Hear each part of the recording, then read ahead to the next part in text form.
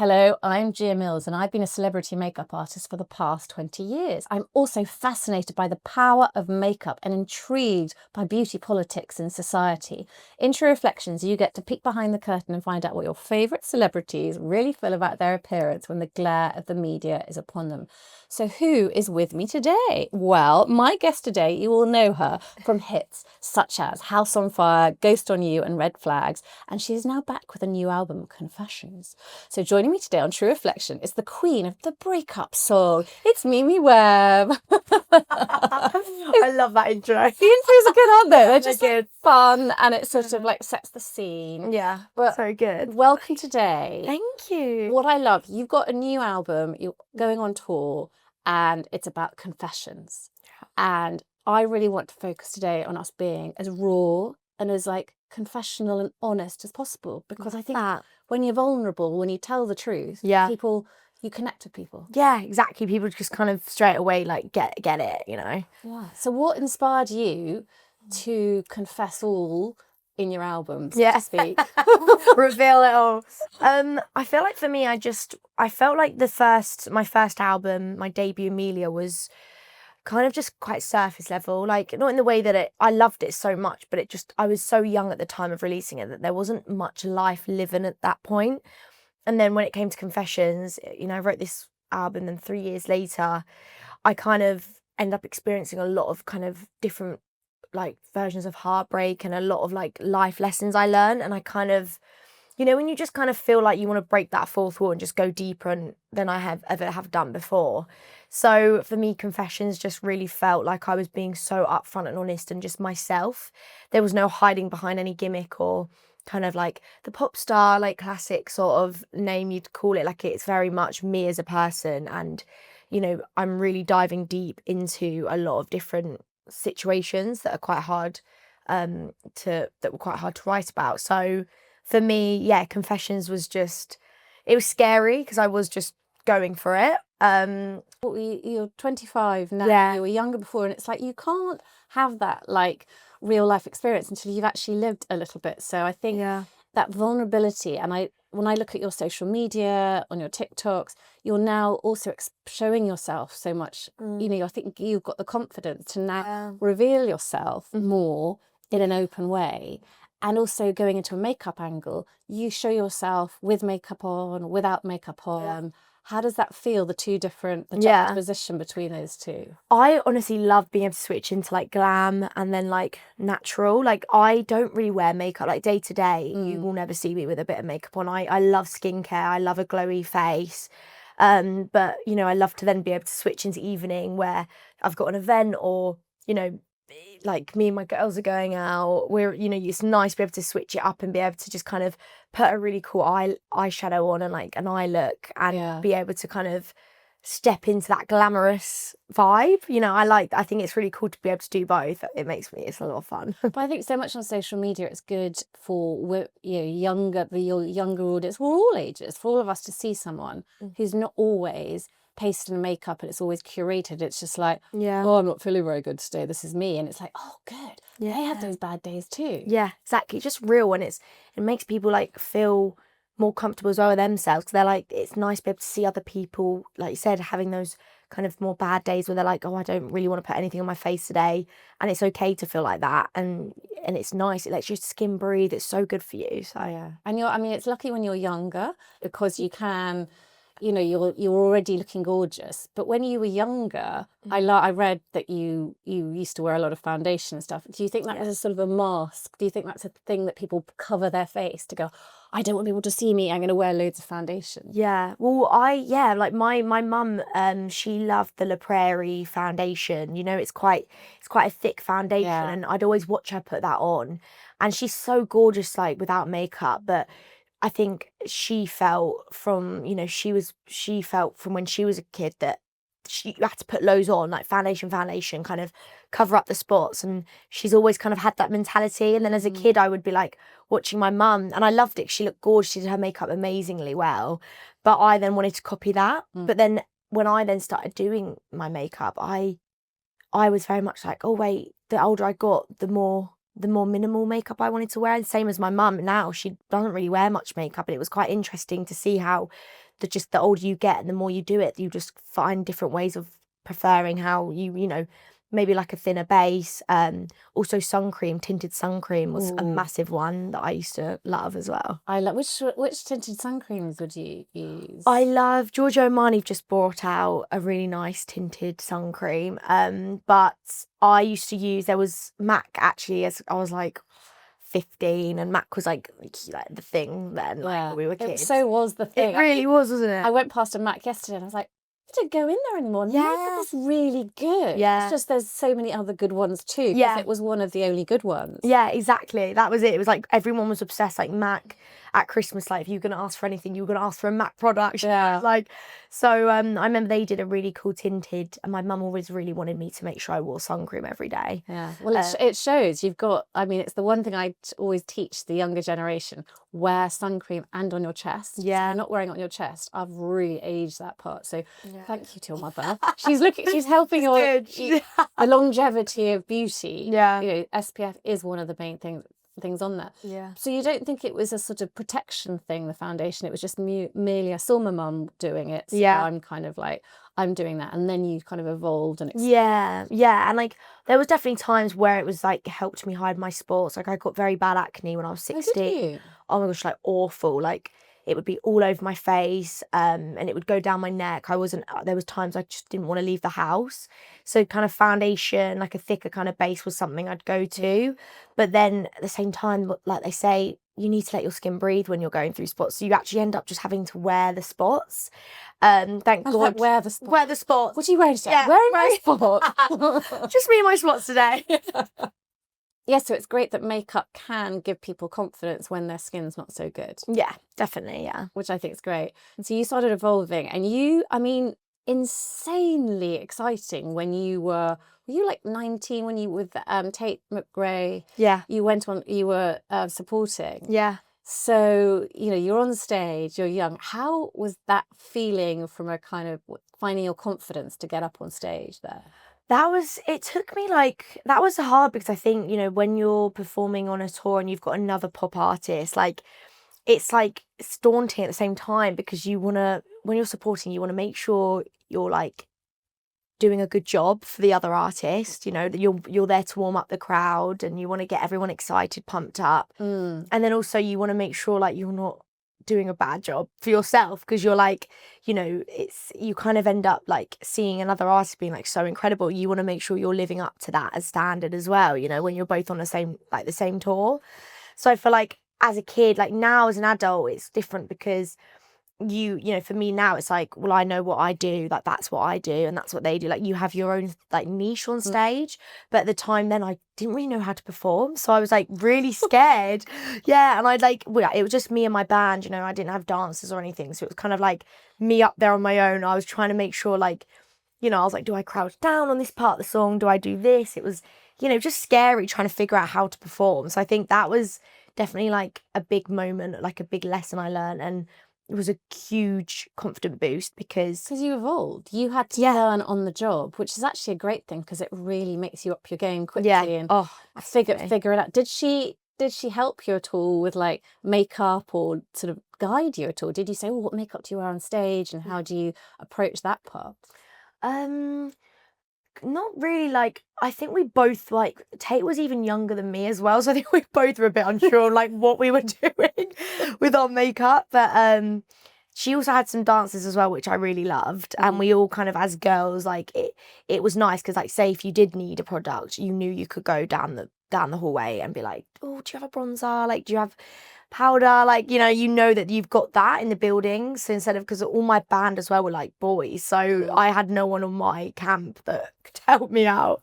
Because it is really important. It's those things. It's like, because if the dancers have been on stage before and Tate's done a bit, you know, maybe that, you know, a different, you know, she can help you. They can show you, oh no, this is really good because it lasts. Yeah. And this is not going to, if they do flash photography, it's not going to have that whiteness, all those little things that you don't always know. Yeah, exactly. And the setting spray. Like some people actually, I did it once and I won't ever do it again, but hairspray all people would use hairspray, and it's like a West End thing as well. Yeah. I used it once, my whole face went red. I'll never do it again, and it was red for about 3 hours. On 'Cause stage? afterwards, like when I took my makeup off, because it's just obviously so intense. But some people go for that because it just keeps it so still.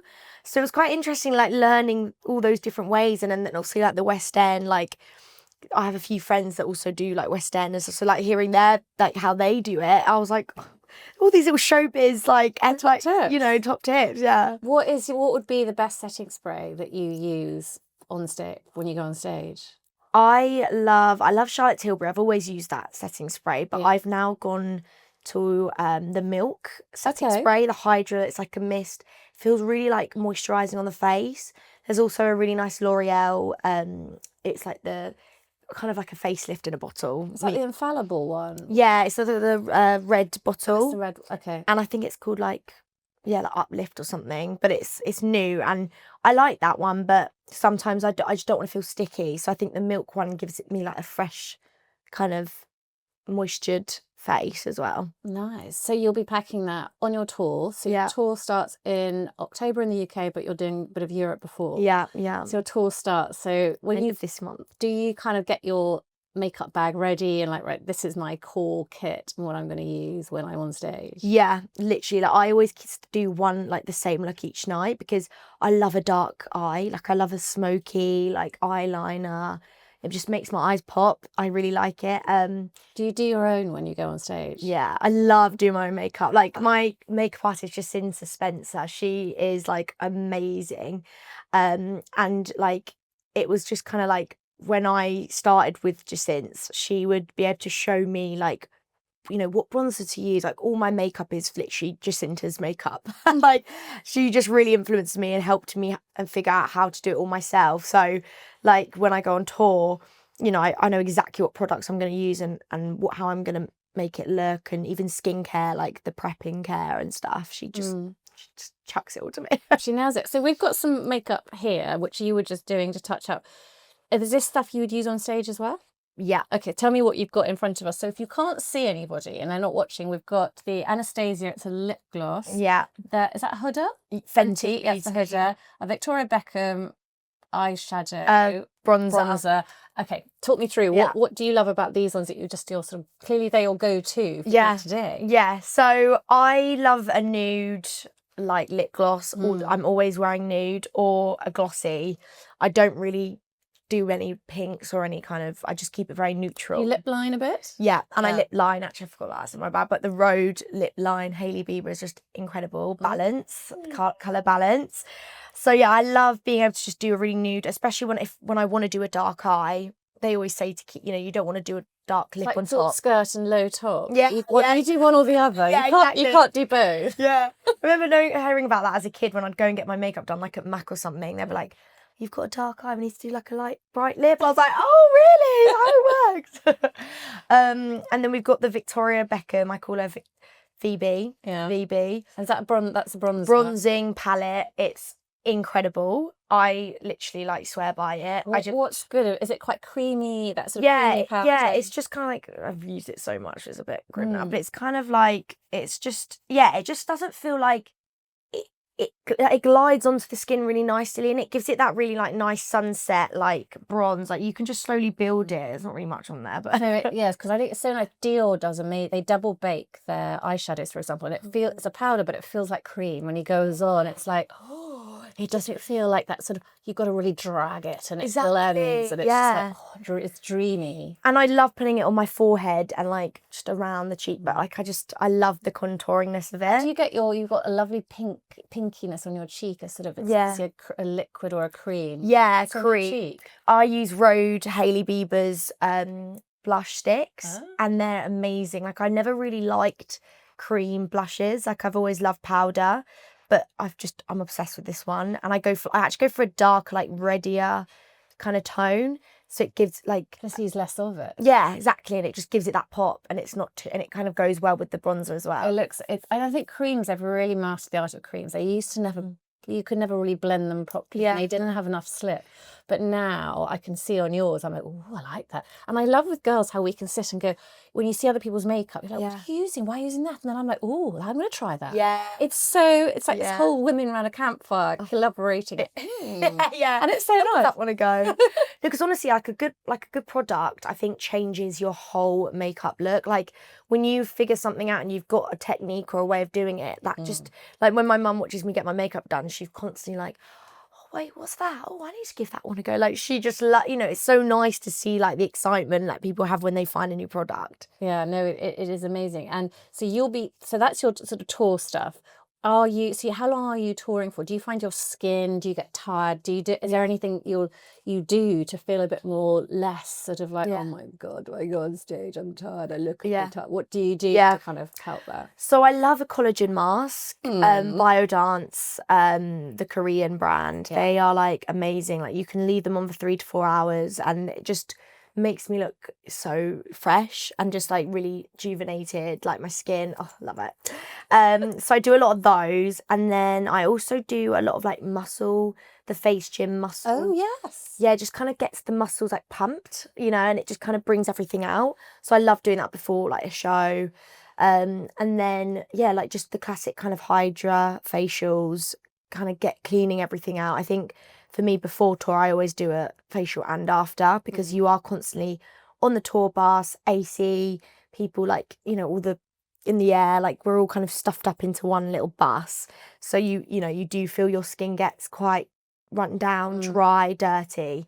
So I think tiring. I mean, you're on stage because how many dates have you got? You've got quite a lot of dates that people can come and see you. Yeah. How many have you got?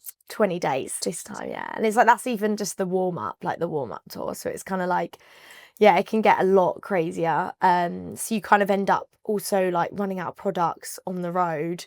So it's also making sure you're like prepared, you have extras in your suitcase for when that happens. Because if you're away from home for so long, you want to make sure you can get, the exact products that you like, so your skin doesn't start reacting to anything new. Yeah, and also when you're on stage, you want to focus on the crowd, the message, your confessions, what you're doing, not worrying about what am I looking like. Yeah, exactly. I want to know. Get on with the job. Yeah, exactly. And I feel better when I know I've got everything with me, because like if something happens or my skin, maybe like my under eyes, I'm like, oh, I know I've got that in my bag. It just makes you feel better and more confident having it all.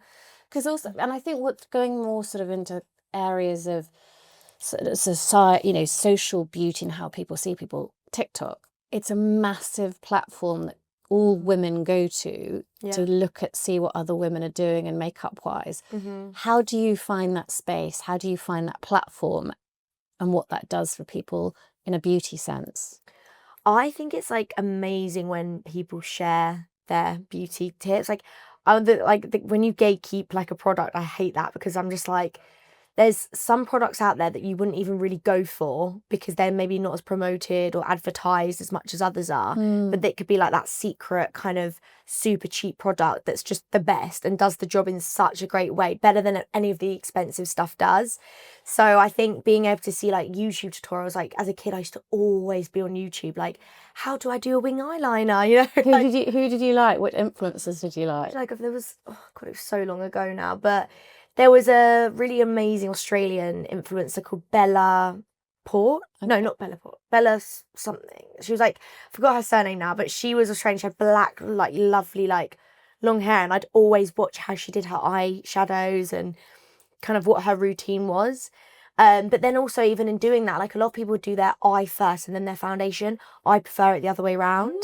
So like I then would start to figure out how I prefer to do it and how it works for me. So it was kind of really cool to be able to have access to watching others do their makeup, and it just makes you better at it once you see it. Do you feel responsible, because you've got a large platform on TikTok, to make sure that you're, again, honest? You're not hiding behind anything on TikTok. Do you feel a slight responsibility with that? Yeah, definitely, because I think, for me as someone that had acne as well, there's certain products you do have to be careful with. So for me, I always want to make sure, I used to always look at all these like incredible products, put them on my face, and my face would react. And I think is always being aware that not every product's going to work for everyone. Like everyone's face is going to react differently. So I've always kind of made sure, like when I do a makeup tutorial, you know, I'm mentioning that. And, you know, it took me years to find these products and find a foundation that sits on my skin and doesn't irritate my skin. Giorgio Armani Luminous Silk. I've been using that now since I was 16 because that was the only foundation. And if I try and change straight away, everything comes back. So it's funny because so many of my people I interview and I ask them what are your favorite products, and there are certain ones that keep coming back time and time again, and one of them is the Armani Luminous Silk. It's funny, isn't it? It's so funny. And I remember Kendall Jenner did a tutorial and she was using that one, and she had really bad acne as a kid too. So I was like, oh, maybe I'll try that if that's worked for her, and it did work for me, did amazingly well. So yeah, it is. It's really interesting to see, like, there's always that one product that's just like undeniably good. And I think that one is the hero product. And do you think women and girls, there's a pressure to look a certain way? TikTok kind of dictates that? Yeah. In a good or a bad way? I feel like, I do feel like it can be, you know, there can be good moments where it's like, oh my gosh, you know, like we were saying, we're really looking for like a new setting spray. Let's go see what that person's using. Great, found the product. And then you go get it and it works wonders for you. There's that side of it that I think is great, but then there is also the dark side of it where it really is scary because a lot of the way people look these days isn't just from makeup. Like, let's be honest, like, you know, I do intense facials. I love a laser facial, you know, I like kind of getting all the dry skin off. You know, it's number one, expensive, and number two, you could also be allergic to that, or you could be reactive to those kind of facials. So the thing is, and also work, you know, there's Botox and fillers, like people get so much done that makeup, the way that makeup's sitting on someone's face isn't just because of the makeup. And there's the filters. Because there are so many good filters now that you can make yourself look insane. And it's like, is one honest about that? How honest are we with the filters we use? Yeah. Tell me, I'm interested, because I'm a lot older than you, your age group, or you personally, who do you look to in women in their sort of 50s, 60s? Is there anyone you kind of go, when I'm older, I would love, she's cool, I like the look she's got. Is there anyone that you look to in the media? I think Dua Lipa, I'm like obsessed with. Like the way she's so naturally gorgeous. And I think she really promotes the whole natural look. Like I love her like holiday pictures, you know, like just anything when she's just got like the most natural sun-kissed face. So I feel like, Dua for me is like a big influence, just her style, just the way she's just so stunning. Like I'm like, like skincare as well is a massive part of, you know, as much as makeup's amazing, skincare really is a big part of that, because prepping the skin for what the makeup's going to be on is such a big... It's a canvas. Yeah. When I was young, I used to have like bits of like, I didn't shed my baby fat till I was like 19. Honestly, like I was still my face was puffy, and I always felt a bit like, oh, my mum would be like, it's your baby fat, like it's still beautiful. And it's like, when I look back now, I'm like, I had like a face like a baby. Like it was like, I was like, oh, like that's what I wish I enjoyed more with my natural age. But I know Adele isn't old at all, but she's someone that I think I'm just obsessed with as well, because she's so gorgeous, natural, and the way she carries herself is very real, very raw, and very unapologetically herself. So I think I'd say Adele, even though she's not. Because it is interesting, but she's getting. But it is interesting from a younger perspective who you look to. Because I'm 51, and it's like, there's my confession today, confessing my older age. But it's when you know, it's looking at what you guys see as older, when you see the older women, because we look at you guys going, oh my God, they don't even know how gorgeous they are, because you guys don't. But it's interesting what you guys look to us and our generation, because everyone is having stuff done. Yeah. Like the Nicole Kidmans, is that something your generation looks to and goes, she's done too much, or actually you kind of go, no, it's cool she's doing that? Where do you sit on that kind of thing? I think I always feel like, you know, like I always looked at my mum. Like my mum has always looked 20 years younger than what she is. So I've always had like a really young looking mum. So I was always super influenced. Like she's very into her beauty, and, you know, so I was really influenced by that. And even like the work done, like, you know, my mum's had Botox, no, she has filler. I think she might have had a bit of filler, like, but naturally, when it's done when it's balanced and it's not overdone, I think there's a beauty in it where you can use it a little bit. But again, I think you have to get to a certain age to then start that process. I think keeping your like everything super natural as long as you can. Like my mum always said to me, I don't want you getting anything done until you're like at least 23. Like, Have you had anything done? I have. Confessions. Oh, confess. Confessions. I love it. I love talking about it. So I've had 0.5 ml on my lips, and I had what I did is the method. I tried the injections, that didn't work for me. It just made me really bruise, and I bruise quite easily. But I had it's like an incision. It goes in, and I forgot what they call it. But Is that the one where they go in, yeah, and then they slowly take it out, and that basically is like stops the bruising. But it did wonders because it just gave me a slight lift, which was really nice from the side. And then it's very natural. Yeah, It looks super natural. really I was good. always like, and I had it done once, and she was like, "We're not doing it again. Like, that's all you need now." And I was like, obviously, maybe in a few years, if it like. But it's very subtle. Yeah, super subtle with a bit of liner as well. It gives it that extra kick, which is nice. And then I've had like baby Botox in my forehead, and then I tried the jaw masser thingy. What's that? It basically like makes it's because I grind my teeth a lot, so it stops that. But it was awful for me. Like, what happened? Well, because I use my jaw for singing a lot, it would make my jaw start going like really weird. So I was like, I need my muscles there. I can't freeze them. They need to be like working. So that's a good lesson. If you're a singer, don't have your jaw frozen. Yeah, so it doesn't work. From a beauty point of view. Yeah, exactly. But again, you know, it's like, you know, people do things. That's what makes me feel beautiful. But again, it's not just the makeup that's on my face. Yeah. No, I think your honesty, and I'm really excited to see when the album and the tour and all the honest confessions. Yeah, confess. So Mimi, thank you very much. Most importantly, your album Confessions is out to stream now, and people can check out and see where your tour is, which is really rather gorgeous. They'll now know what makeup you're wearing on stage. Yeah, I think we're interested. I'm interested. I love it. Okay, this is what we're wearing. So that's it for True Reflections this week. If you enjoyed today's episode, please subscribe wherever you're watching or listening. You can find me across your social media by searching @True Reflections Podcast. You can also explore my Skin and Motion cosmetics range to help boost your confidence at skin.in.motion on your social media channels. I'll be back next week with another celebrity to talk through their beauty experiences, their favourite products, and delve deeper into the ideals of how beauty shapes not just our physical appearance, but the core of our identities. Until then, have a lovely week.